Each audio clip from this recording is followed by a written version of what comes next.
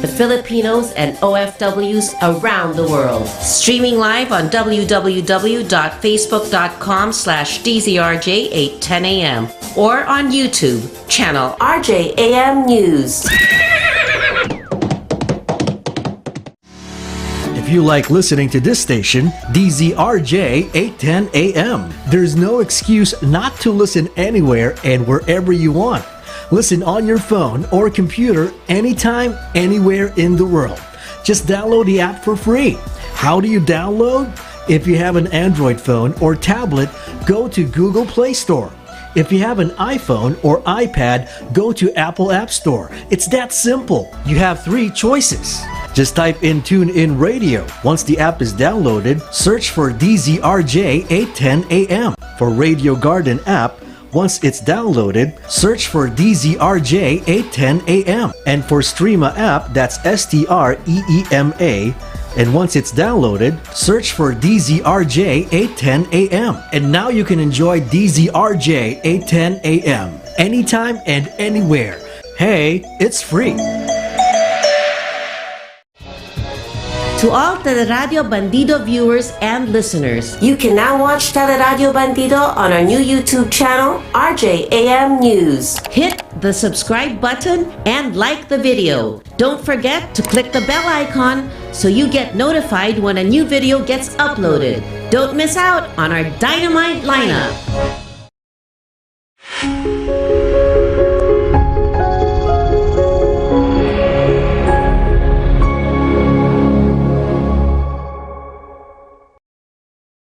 Magandang umaga po sa inyo lahat. It's already 11:30, kaya po ito na po ang ating programa, Kontra Birada sa RJTV at Radyo Bandido. At ako po si Atty. Mike Toledo, ang inyong lingkod. At siguro kasama na natin ngayon ang ating partner, walang iba kundi si Atty. Karen Jimeno. Good morning, Atty. Karen. Are you... so wala pa daw. Wala pa. At siguro ay naghahanap pa ng magandang signal si Atty. Karen. Kahapon nga po, we had a very interesting guest. No? Kung napanood yung kami kahapon, we had no less than the former Chief Justice of the Supreme Court, si Chief Justice Tessie De Castro, who officially, sabi nga nila, was the first female Chief Justice of the Supreme Court. At nakita nyo naman po, considering that it is International Women's Month, and if I'm not mistaken, dito sa Pilipinas, sineselebrate yan in the month of March. But even globally, it has been already enshrined, no, sa mga ilang mga batas at mga iba pang regulation or declaration ng mga international organization na ang month of March ay for women. Just to remind us of the importance of women in our lives in terms of not just being their, our mothers, but more importantly as well, is that a lot of the women now are occupying very important positions sa gobyerno po, sa private sector. Sa katunayan, we already had in the Philippines no less than 2 lady presidents in the person of the late, of course, Corazon Aquino, and of course, former President and Speaker Gloria Macapagal-Arroyo. Kaya dito sa atin, sa Pilipinas, nakikita nyo naman na talagang we put a lot of respect and we put our women in a pedestal. Kaya nga, maybe in some countries, nagiging issue on gender equality or may konting discrimination perhaps. But dito sa Pilipinas, wala. At yun nga sinabi ni Chief Justice Tessie De Castro, no? Sinabi niya na, tinanong ko, when you are rising, no, from the ranks, starting with the Supreme Court as a clerk, at pumunta ka sa Sandigan Bayan, and then eventually sa Supreme Court, and when you were occupying various positions in the executive department as well, was there an instance na para bang your being a woman was a hindrance, no? Parang roadblock or naging issue, kaya medyo hindi umangat ang iyong career or hindi kasing bilis. Pero sabi niya hindi. In fact, mabilis nga. So, I think here in the Philippines, although there are still, of course, some issues to be addressed, siyempre, hindi naman perfect, but I think you could safely say in general that we really put a lot of respect to our women Not only in terms of specific women roles, so to speak, but even things that you were usually kept lang for men, like CEO role, no? Presidente ng mga kumpanya. Marami na tayong mga example niyan. Top CEOs of the different top companies in the Philippines. Sa larangan naman ng negosyo, marami na tayong mga very, very successful female entrepreneurs who have really cut their teeth, so to speak. In the field of law, yun na nga, si Chief Justice Tessie Castro is one, and I can mention a plethora, no? Marami tayong listang mabibigay kung sino yung mga magagaling, matitinik mga abogado at matatapang pa. Marami talaga. Nauubos yung oras natin. Personally, I know most of them. At nung ako po ay nagpa-practice pa noon, active pa ako sa pagiging abogado in the sense na pumupunta pa ako sa korte. Nakita ko talaga yung mga female judges, no nonsense. Talagang they're quite strict but fair and no nonsense attitude towards court proceedings. And yung mga nakakasama ko yung abogado na babae, whether kalaban ko or kasama ko, ay magagaling at talaga sila ay masisipag. Kaya nga marami ding sa batch na lang po namin sa College of Law, sa UP, ang aming pong valedictorian at salutatorian ay babae po. At ang nag-top nung bar nung panahon na kinuha namin yung bar exam, kaklase ko po, babae. Kaya talagang for International Women's Month or dito sa ating Pilipinas na sineselebrate natin, saludo po tayo sa ating mga mothers at mga colleagues na women.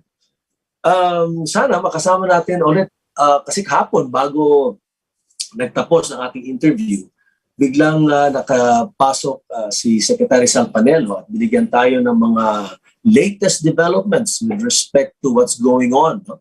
As far as the national elections are concerned and also the movements within the PDP laban.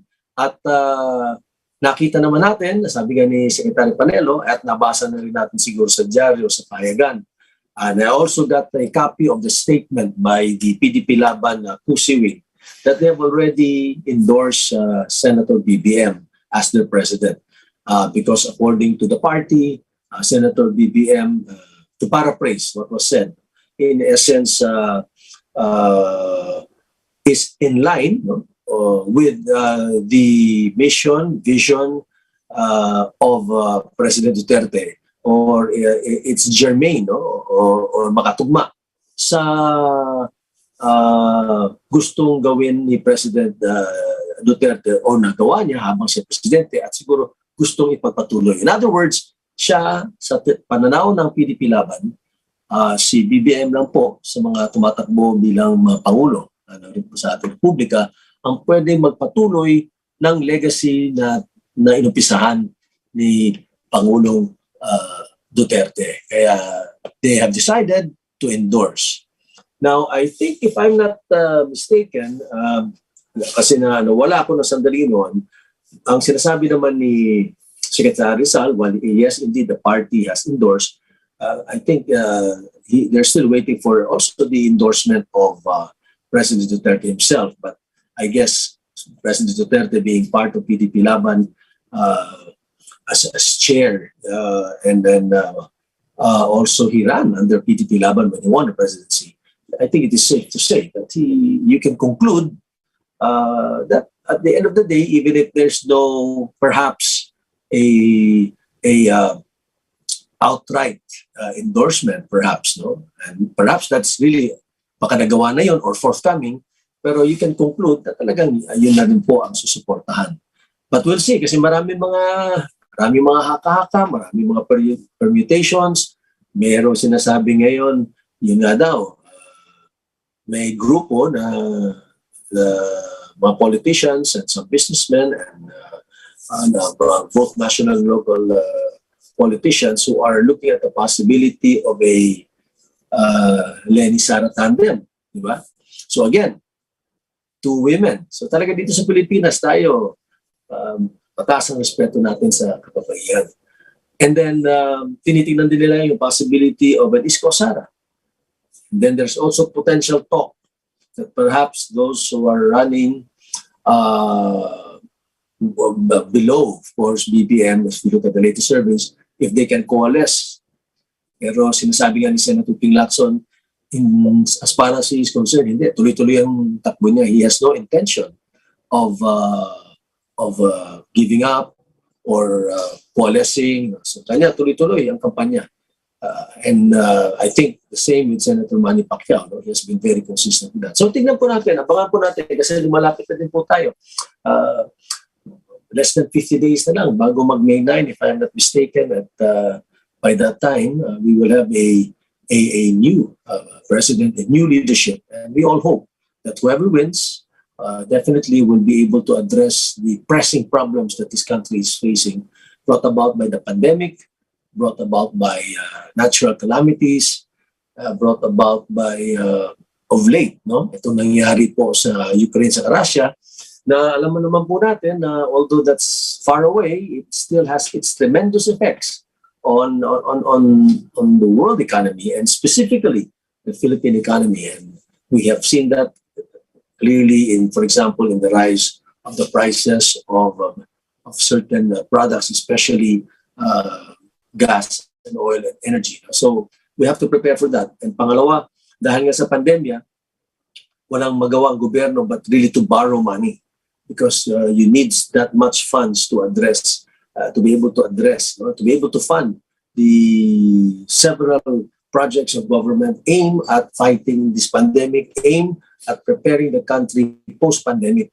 So isa pong malaking problema na harapin ng bagong Pangulo din, yung tinatawag na fiscal situation, no? Kung paano niya i-manage yun. At ito naman po ay sinabi naman natin Secretary of Finance na yan ang talagang bibigyan ng importansya ng panibagong administration when the time comes. Kaya nga kami naman po, I think the businessmen were very happy because Secretary Sunny Dominguez he has really done a great job being Secretary of Finance. He already is now preparing, or perhaps baka tapos na, prepare po siya ng kung ano ang siguro dapat bigyan ng pansin at tugon ng magiging panibagong Secretary of Finance ng magiging bagong presidente. So para bang since sila ngayon na nakaupo at nakita na nila kung ano yung mga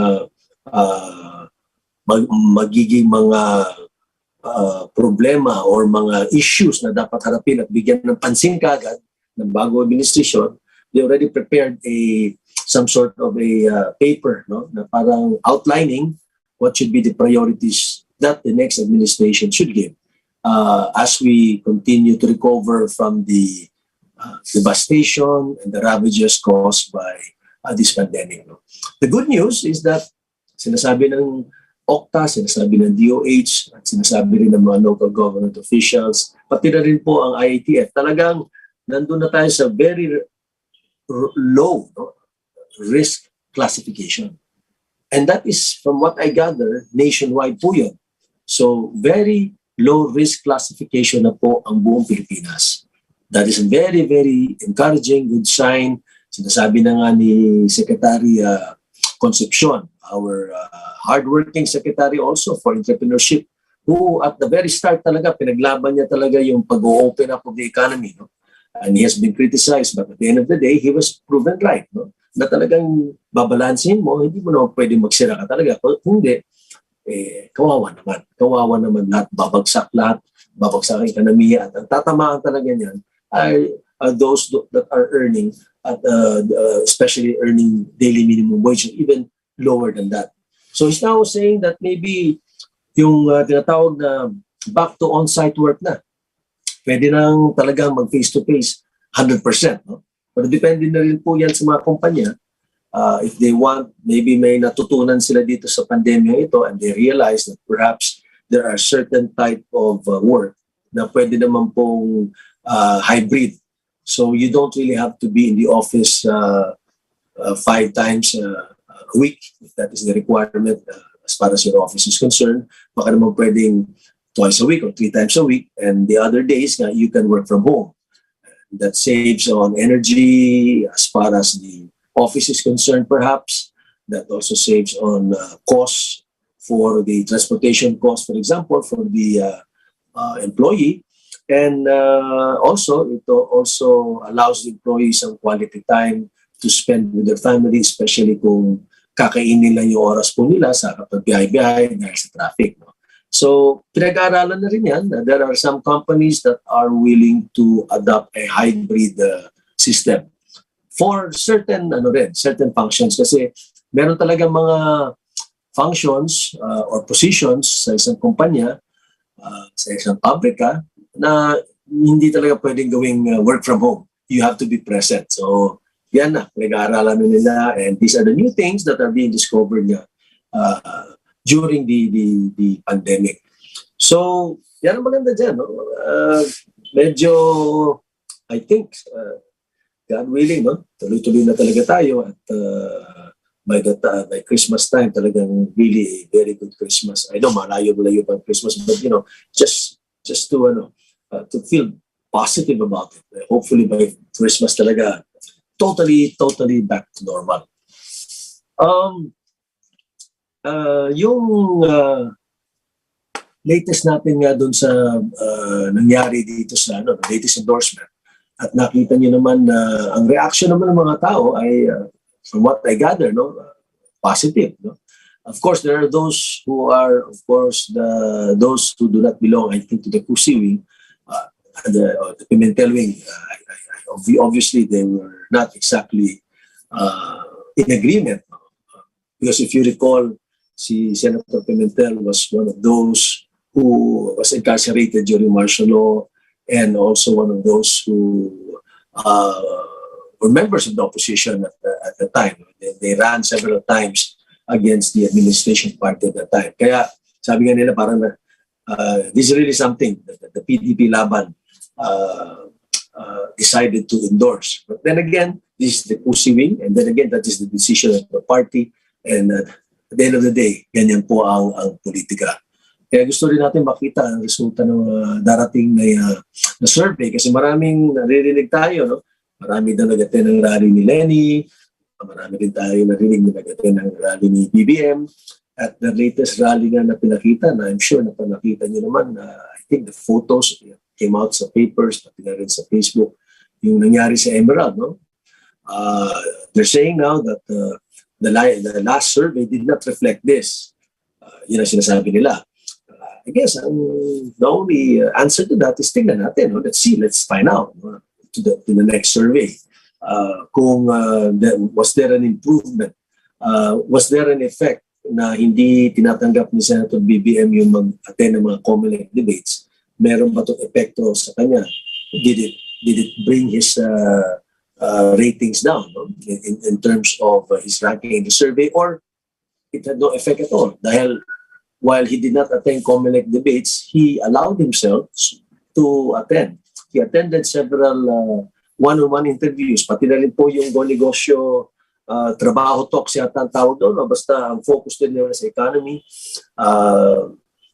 He attended that as well. And several one-on-one interviews, Corina Sanchez, Boy Abunda, and others. And he attended also the SMNI debate. And also here, dito mismo sa RJTV, there's a question and answer format wherein he answered the questions propounded by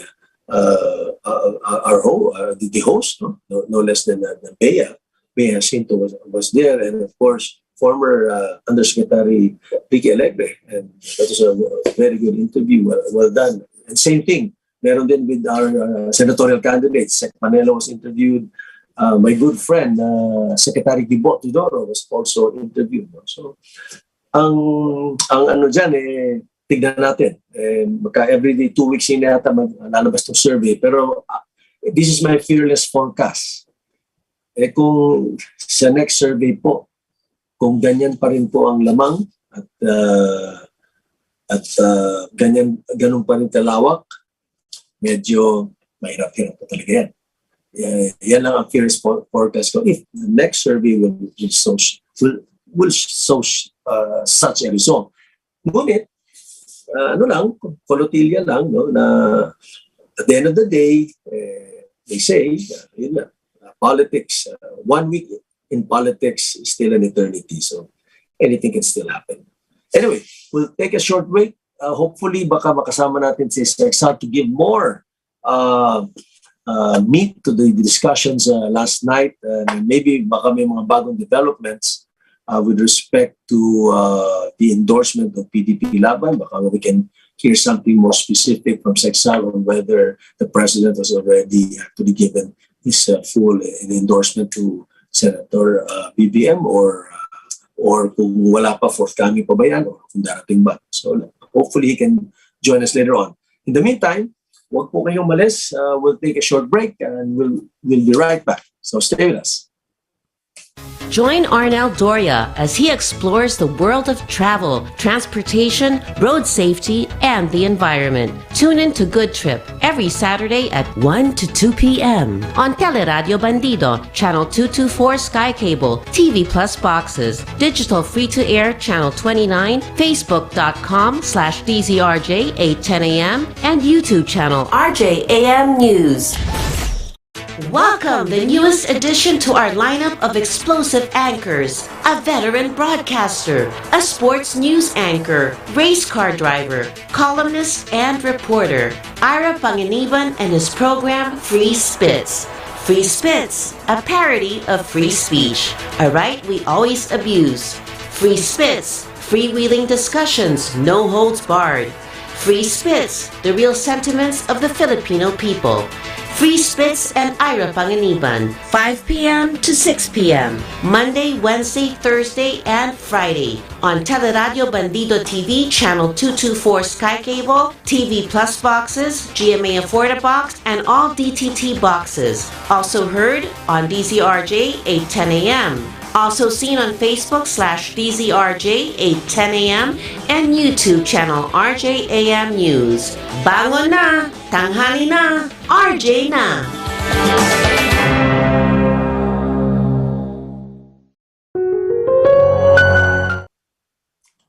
Welcome back. You're watching Kontra Birada on Radio Bandido, the award-winning Radio Bandido, and of course on RJTV. Ako po si Atty. Mike Toledo, ang inyong likod. At hopefully later on, makakasama natin si Atty. Karen Jimeno. We really had a good interview yesterday. No? Atty. Karen, I'd like to thank Atty. Karen again for inviting former Chief Justice Tessie De Castro, who also graduated from UP, class of 72. At I think, alam ko yung sinabi niyang law firm na pinasukan niya na ini-interview siya. May feeling ako, yun din yung dating law firm na doon din ako nag-umpisa na aking legal career. The last week, na-mention na ni Atty. Karen, I was in Cebu, and I would like to greet my fellow Cebuanos, maayong buntag, maayong udto sa inyong tanan, diha sa Cebu. Ako'y nag-enjoy talaga sa aking biyahe, sa aking trip. Iba talaga ang Cebu. It's still a beautiful, the queen city of the South talaga. And of course, Cebu through the years have really modernized as well. No? Very cosmopolitan na po. Marami na po tayong mga buildings na nakikita doon. Aside from the resorts, no? Na nasa Mactan Island and other parts of Cebu, by the way, no? There are even some areas na talagang hindi ko pa mismo napuntahan. Pero ang balita ko at ang binig ko ay talagang napakaganda. Kaya for those who plan to take their summer vacation, I suggest isama nyo po yung Cebu. Like swimming with the whale sharks in Oslo, or in watching different kinds of marine species and enjoying the sun and the sand sa Malapascua. I-google nyo po yun. Maganda daw. Hindi ko pa napuntahan. Sad thing is, hindi ko pa napuntahan. Pero maganda rin daw yun. Malapascua. It's one of the nice islands na hindi pa talaga, hindi siya yung dinidevelop na mabuti na parang nawawala yung kanyang rustic or natural beauty. No? And of course, there's also Bantayan Island in the northern part of Cebu. Yun, napuntahan ko na dati. And it's really also very beautiful in terms of the sand, in terms of the sea itself, no? And the marine life, and other things that you can do. Kaya maybe consider it when the time comes. Gusto niyo magbakasyon outside of Luzon, for example, make Cebu one of the potential places that you do want to visit. And kagaya ng sinabi ko nung, I think it was yesterday, na-mention ko, isa sa dahilan na nagpunta ako dun sa Cebu, ay kailangan natin gawin ang isang importanteng bagay na mahirap gawin, pero dapat natin gawin kasi wala na ibang gagawa. Ako po ay naging isang judge dito po sa Miss Cebu. Miss Cebu pageant, no? And mahirap maging judge sa Miss Cebu kasi lahat po sila ay magaganda. Lahat po sila ay matatalino. At talagang hirap na hirap po ako na mag-judge kung sino ang dapat maging Miss Cebu. But anyway, I would like to congratulate the winner, of course, no, Miss Cebu, which was at that time, she was contestant number 9, si Gab Carballo. Si Gab, so congratulations again, Gab, for winning this much coveted title. Apparently, Miss Cebu started, I think, in the 80s, pero natigil siya for 6 years for some reason. And of course, one of the reasons lately was COVID-19. So, in a way, nagkaroon ng hiatus, nagkaroon ng interregnum for about 6 years. So, talaga excited ang lahat nung nagkaroon ulit ng Miss Cebu. And I have to admit, the candidates, I was so impressed with the way they answered the questions. Kasi nagkaroon muna ng pre-pageant question and answer format, one by one, isa-isa, with all the judges. Talagang kami lahat ng mga judges were very much impressed with how the ladies conducted themselves, yung poise nila, and then how they answered the questions. You can sense clearly that they're able to articulate themselves. They can actually communicate.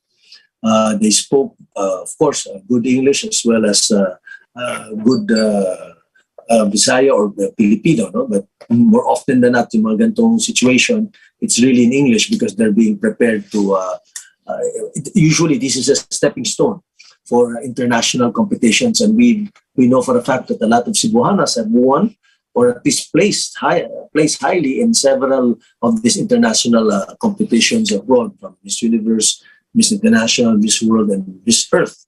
In fact, one of the co-hosts during that event was former Miss Earth, si Carla, which and she did a great job hosting.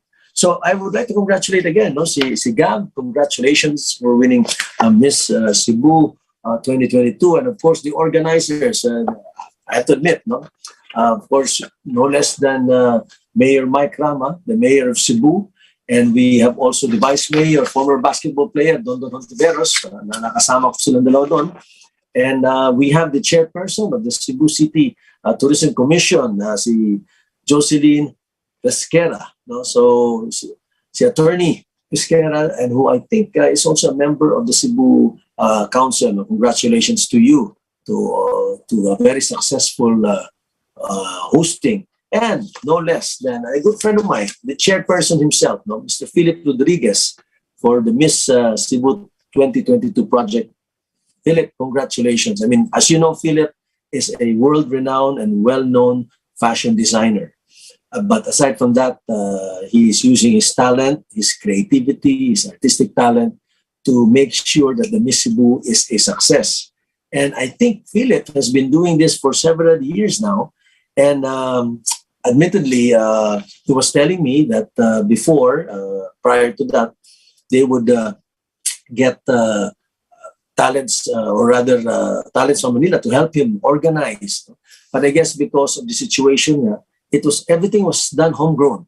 So the directors, the producers, the writers, the designers. Oh, by the way, ang gagaling ng mga Cebu designers.